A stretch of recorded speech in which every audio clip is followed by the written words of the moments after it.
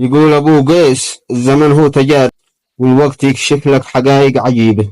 الصبر يا قلبي ولو هي غلايب، كم قد تحملنا الظروف الصعيبة.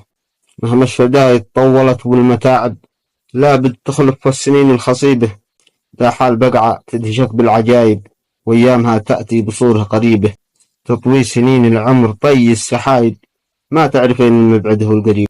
ما عمرها دامت وصحب وقرايب، ولا بقت له القصور المهيبة. كم ظل فيها عبد مؤمن وتايب، وكم خدع فيها محب الحبيبة. أقوت بزينة قلوب الحبايب، وقرت عقول أهل النفوس الصليبة.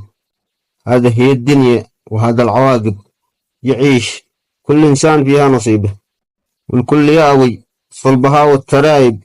هذا حقيقة دون شك وريبة. أوصيك يا قلبي على كل واجب، من مات ما يبقى معه غير طيبه.